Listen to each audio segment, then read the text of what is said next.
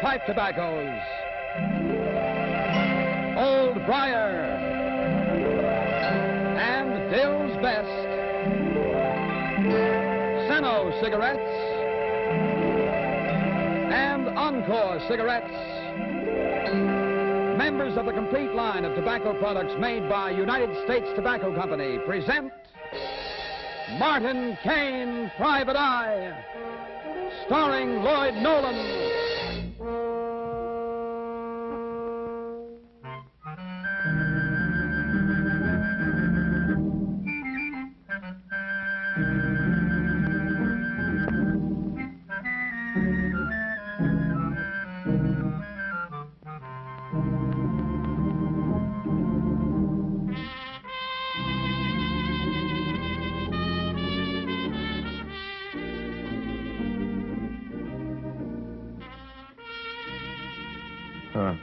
Where'd I ever get a racing form? Oh, yes, now I remember. It was strictly business. Yeah, that was the case where Roy Hayward brought this jockey in to see me. That was a fine parlay. You can't beat the horses, and crime doesn't pay. No wonder I didn't make any money on that case.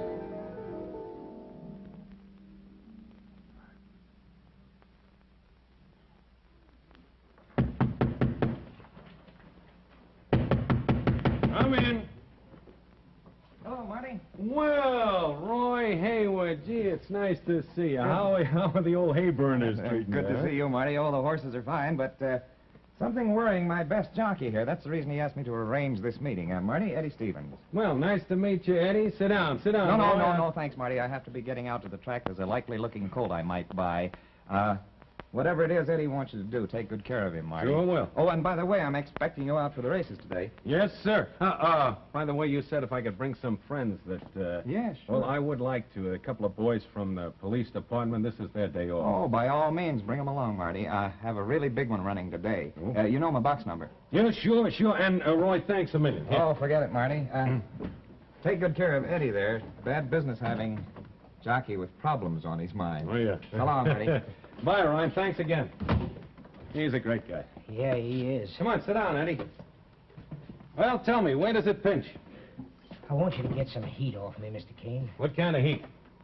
Loan sharks. Oh. How much have they got their hooks into you for now, huh? Plenty, but that's not the point. I just want you to keep them off me for today. They're going to get paid tonight. They've been, threatening you? Yeah. The full treatment if I don't get the money up by noon. I can't make it before tonight. Now, you're a guy that's been around. You know everybody in this town. Just get them off my back for today. They're going to get paid tonight. Who's they? Stakes Hansen and little Jackie Dennis. Know him? Yeah, Yes, yeah, I know him. Who you riding today, Eddie? Just one, Mr. Kane. McGregor in the third is a top heavy favorite. Well, Stakes Hansen, huh? These guys don't even let you out of their sight. Hiya, Stakes. Come on. Get up. You shouldn't eavesdrop, Stakes. Don't you know that's bad manners? Give me that rod. No, yes. Committing suicide's an old hobby of mine. Listen, wise Now listen, guy. Stakes. Don't get me sore. I'll let you have your rod right across your skull. What are you getting so hot about? This ain't your hassle. It wasn't my hassle. It is now. Officially. See? How long you been listening at that door? Long enough. All right. Then you heard what Eddie said. You'll get your money back tonight. Is that all right? In case Eddie doesn't put up the money, all right, then the hassle is back in his lap. It's his. So you'll lay off, you see? Right now, get out of here. Go on. Blow. My gun. Oh, no. In my business, the triggers are just the root of all evil. Come on. Don't forget. Tonight.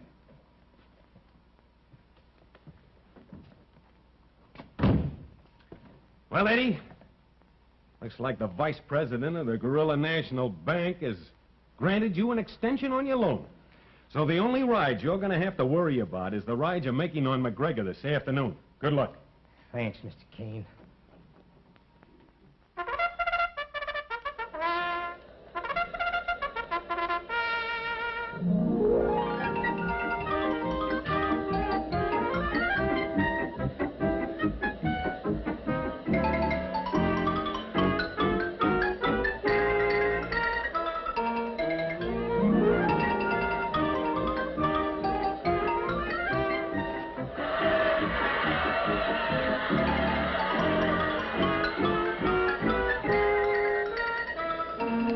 Well, you know, I think they fed that goat sleeping pills instead of oats this morning. Well, if Misery does love company, you'll be happy to know that none of us had a winner, Mr. Kane. Well, no, I'd really be happier if I thought all of you had winners. Well, I think Mother would settle for just Father being a winner. He's the big money better for the family. Huh? You can't win a lot unless you bet a lot, can you, Elaine? And it's much less worry when it's borrowed money, isn't it, dear? Don't worry, dear. You'll get it back. This your first time at the track, Mr. Kane? Well, no, of course I don't come out here often, but when I do, I must admit I lose. Well, this is my first time. My line is books, not bookmakers. Is that right? Say, can I borrow a match? Oh, sure, here they are. See, I run a small bookshop. As a matter of fact, Eddie Stevens invited me out here today. That's a good boy, Eddie. Yeah, he certainly is. I've known him since we were kids. I know Fred here, too. He's a good customer of mine. Whenever I get a little time off from training horses for Mr. Hayward, I like to take short trips through English literature. Yeah?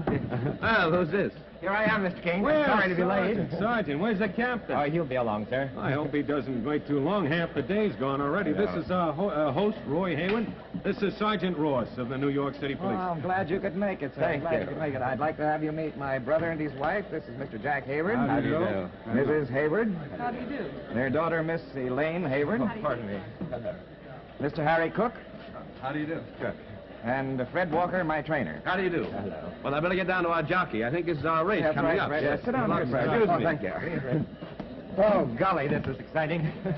Well, what's the name of your horse in this race, Mr. McGregor. Oh. Say, Roy, you know, I never thought of it before, McGregor. Do you think it'd help boot him home if we set out for a set of bagpipes?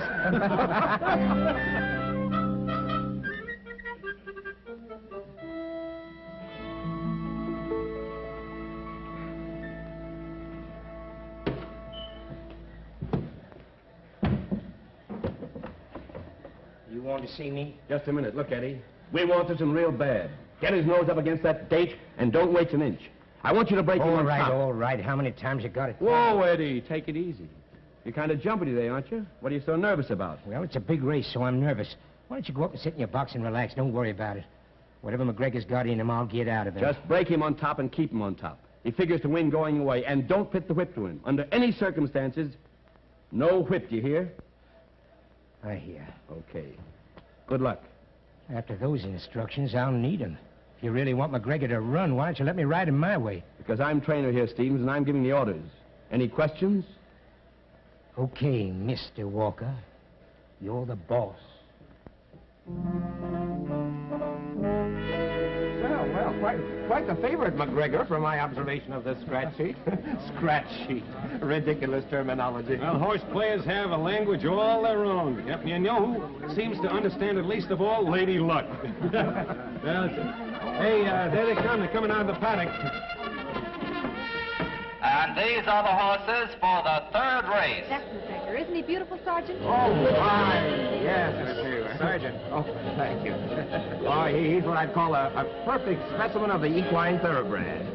I've been very anxious to meet you, Mr. Kane. Oh, really? Well, thank you. I hope it's not because a nice lady like you has an unsolved murder kicking around the house loose. Of course not. It's mostly because I am interested in preventing crime. Oh? As a matter of fact, I'd like to have you come to a lecture I'm giving tonight. Here's where I go get well. Takes a little time to punch out $40,000 worth of tickets, you know. Yeah. Hey, is he kidding? Is he really going to bet $40,000? Jack doesn't consider it a bet, Mr. Kane. In the first place, McGregor is such a favorite, he considers it an investment. In the second place, if he loses, he's losing my money. Oh, well, let's take a look. Yeah, McGregor's really the favorite, all right. You know, by the time he gets that 40,000 into the machines, McGregor will end up about 1-4. Sending out 40,000 to bring back 50. That's no good.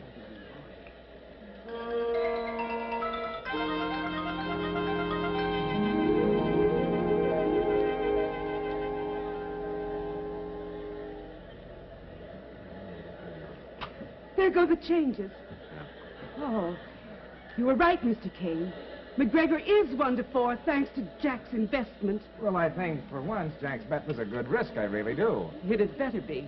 Well, why? You know perfectly well why. I lent him that 40,000. I'd like to get it back. No, don't worry, dear. You'll get it back. Only way that horse can lose is if the jockey turns him the wrong way. I don't think Eddie's going to try any monkey business. He'd better not. I'll murder him if he does. Boy, what a mob out there. Well, Mr. Cook, did you pick us out a good one? Well, I did make a small wager, yes, but I've been told it's hard luck to talk. Oh, first day at the track, and already he knows all the rules. Whoops. Oh, I'll get him. terribly sorry. Hey. What's this? You, just keep this around for a quick manicure? I suppose it does seem a little incongruous, my having that in my purse, but... Doesn't even seem incongruous. It seems very interesting. Yes, Mr. Kane. And it should be particularly interesting to you. Yeah. I'll explain after the race. They're all practically in. The horses are at the post. Come on, McGregor. Good old McGregor.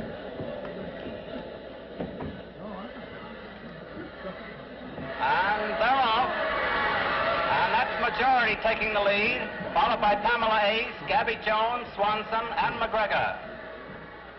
Majority from the number 5 post on top, down the stretch. Majority with McGregor moving up. Swanson, Pamela, and Gabby Jones. And now as they take the turn, it's Majority on top. McGregor, the favorite, is moving up on the outside. Pamela Jones, Swanson, and Gabby Jones. And now McGregor is taking the lead in the backstretch. It's McGregor by a length. Majority, Pamela Ace. McGregor opening a gap of 2 lengths in the backstretch. Now they're making the turn for home. It's McGregor on top. Pamela Ace has come on to be second. Swanson is third. Into the home stretch they come. It is McGregor. Pamela Ace coming on with Swanson. McGregor is still on top, but Pamela Ace is overtaking him. It's Pamela Ace taking the lead. Pamela Ace with Swanson coming on, and McGregor third.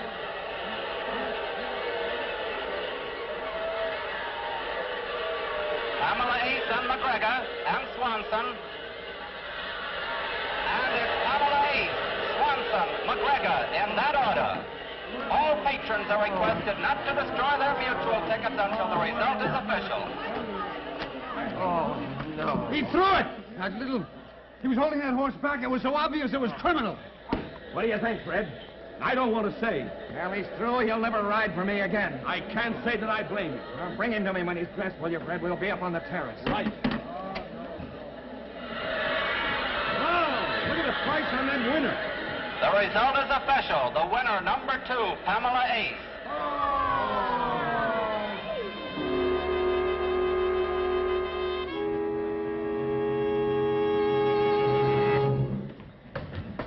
Hey, Stevens.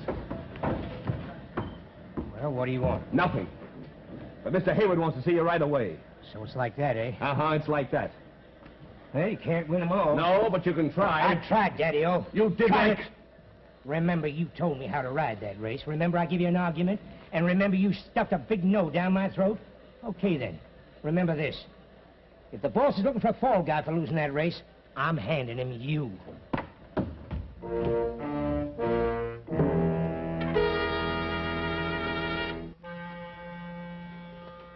I'm telling you, Eddie, now that the others have gone down to place their bet, I'm telling you, you're all through.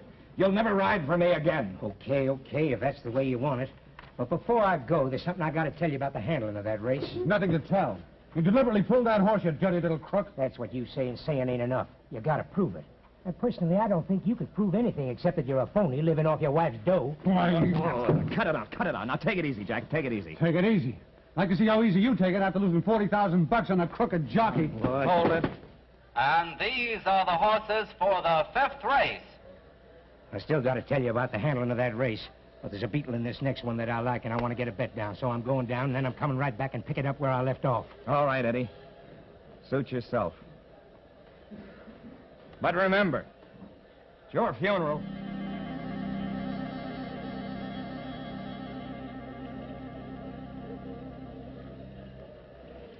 All right, now, quit shuffling there. One line, please. One line.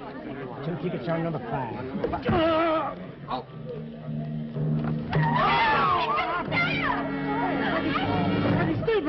Jockey, this guy's dead. Oh! Eddie Stevens stabbed to death. Let me out of here! Please let me out of here! Is he dead? Here, what's your action in this thing, Stakes? Nothing, you hear me? Nothing. Let go, will you? Listen, fill me in now. Come on. There ain't nothing to fill in. We're just keeping an eye on him, that's all. Did you shove that chip in his back? You don't think we'd kill a guy before he got paid off, do you? No, that makes sense. How much was the bite? 22 G's out the window.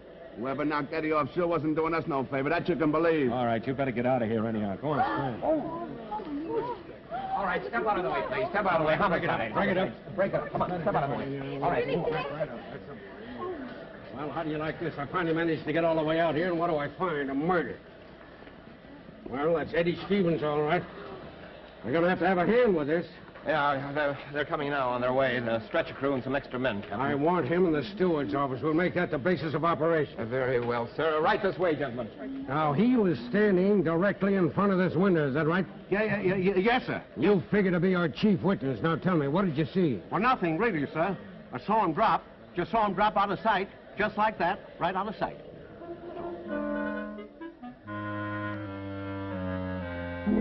Definitely established that the knife that killed Eddie Stevens was the same one that was found in your purse.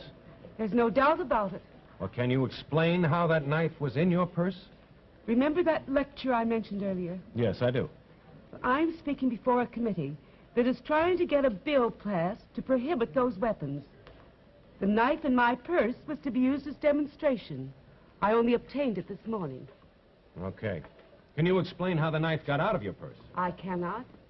It either fell out as it did earlier, or someone took it out. Well, if it was any one of us, we'll know soon enough. That's why they took all of our fingerprints, isn't it, Mr. Kane? Yes, Captain Burke is probably comparing them right now. Now, Mr. Walker, you knew Eddie very well. What kind of a guy was he, basically? A no good guy. Enemies? Plenty. Friends? Not so plenty. Here are the fingerprint reports, Captain. Well, it's about time. Let me have a look at these. Well, what do you know? Exactly. That's how fine. How do you do? That guy, friend or no friend, he'd better have a mighty fine explanation. Oh, who's going to tell him, Captain? You are. But you're my superior officer, sir. I know. That's what gives me the right to give you the orders. You tell it. Oh, gosh, this is one mission I'd like to delegate to a really diplomatic person. I wish Happy McMahon were here. Well, Mr. Kane, you seem very thoughtful. Oh, well, maybe it was because I was just thinking. Of what? Well, I was thinking, here I am, Martin Kane, private investigator, and for all I know, I might be sitting right at the table with the murderer. Oh, what? Why, sure. As far as I know, you might be the murderer. Oh. And as far as you know, I might be. Marty, Sergeant Ross would like a word with you. Oh, sure, right away. Pardon me, will you? Yeah, what is it, Sergeant? Well, Mr. Kane, you see, it's We this way. got a report on the fingerprints on that jump knife. Oh, fine, fine. Mrs. Hayward's prints are on it. Well, naturally. And then there's one other set, sir. Oh, good. Is it one of our group? Yes, Oh, yeah. Precisely. Oh, that's fine. That really narrows it down. And how? Whose were they? Yours, Mr. Kane. Oh, I thought you had something. Naturally, I handled that knife. You did? Why, of course. When? Well, Why? just before the big race. See, Mrs. Hayward dropped it out of her purse. I reached over, picked it up, and gave it back to her. You don't mind if I check on that, do you, Kane? No, she's right over there. Excuse me, Mr. Kane. Are there any new developments? No, not so far. Well, I was just wondering if I might make a telephone call. My wife's been very ill, and I told her I would call. Well, I didn't know about that. I'm very sorry. Yeah, sure. You go ahead and make your call. I hope Thanks. everything comes out all right. Well, thanks a lot.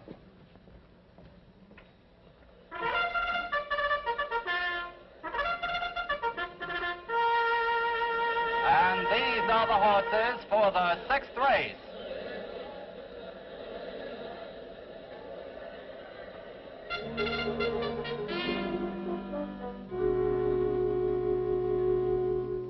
I'm sorry it has taken so long, but I had to wait for some woman to get through using the phone booth. But now, I've simply got to go home, Captain Burke, and I'd like your permission to leave. What's the matter, Cook? Something wrong? Well, yes, my wife. She's been ill, well, as a matter of fact, I just talked to her, and I think she's taken a turn for the worse. Oh, too bad. Go ahead. We'll call you if we need you. Well, thank you very much. All right. Well, I'm sorry. Oh, that's all right, Mr. Cook. Bye, everyone. Nice to meet you. Yes, and I want to thank you, Mr. Killer, for letting us know it was you that killed Eddie Stevens. You're out of your mind. No, I'm not. You know what you're saying? All Mr. right, Kane? take it easy. Yes, I do know what I'm saying, and these mutual tickets will bear me out. There are $8,000 worth. That means that $2,000 apiece was bet on every other horse in the McGregor race. Why, Harry never saw $8,000 in one lump in his whole life. Yeah, this batch right here. $2,000 on Pamela to win. That represents $60,000. $60,000. Incredible. Yes, but it's true. You see, Roy, your jockey, Eddie, needed a pile of money, and he needed it quick. Why? Well, he'd gotten in the grasp of some loan sharks. Well, that's why he wanted to see you then, huh? That's right. Well, anyway, Eddie was in a spot, and he had to get off of it, so he dreamed himself up a Lulu. Now, in a 5-horse race, he was riding the top-heavy favorite. That meant that every one of the other 4 horses was a long shot. Oh, now it comes clear. Yeah, now Eddie knew Cook here. He got him here to the track, and he pumped him full of instructions. So Cook bet $2,000 to win on every one of the other 4 horses in the McGregor race. Then all Eddie had to do was pull McGregor, and no matter which way you look at it, he wins a fortune. See, all that Eddie didn't figure on was human nature. Mr. Harry Cook here stopped running to form. It happens to horses, and it happens to men. I think that he got his idea when he saw that knife fall out of your bag. So it came to him that if Eddie were out of the way, he'd have $60,000 in his kick, and nobody could say that it wasn't his. Yes, and those mutual tickets are as good as cash. So Cook stole the knife out of the purse. He used a handkerchief to protect against fingerprints. And then in the window in front of the ticket window there in the crowd, he slipped the knife right into Eddie's ribs, and that was that. Except for one thing. When he returned here, Cook gave himself away. Well, I don't go along with that. We've been standing right here with him ever since he came back. As far as I'm concerned, he never made a false move. Oh, yes, he did, Captain. He made one small one. Remember? He said that he had to wait for a phone booth before he could call his wife. But what's that got to do with it? Well, he just didn't know enough about racetracks. That's how he trapped himself. I still don't get it, Marty. Well, it's really pretty simple. There are no public phone booths at a racetrack. Right. That's so people can't telephone information away from the track. Wait a minute. Oh!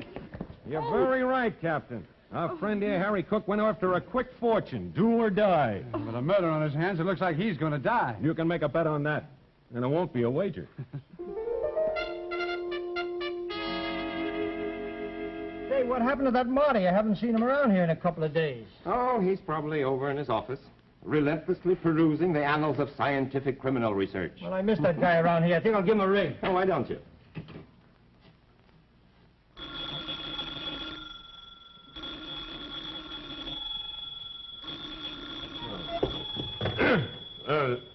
Martin Kane speaking.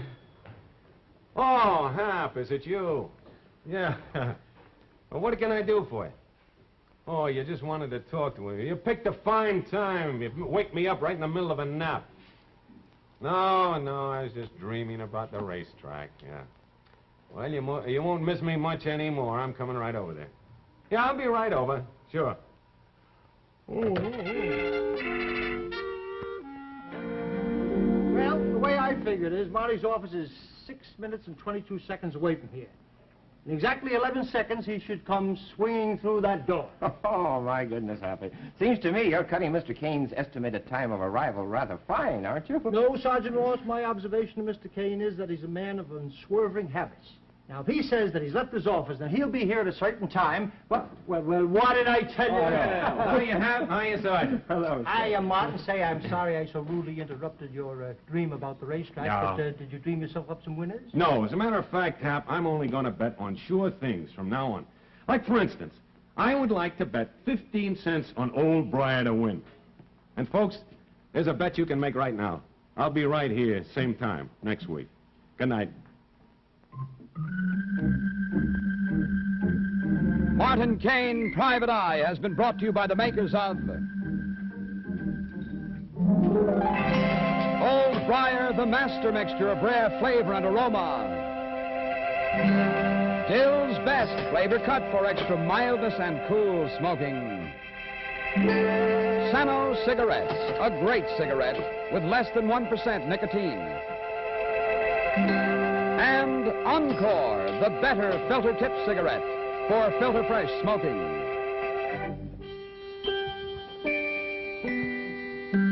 all members of a complete line of products for every tobacco taste.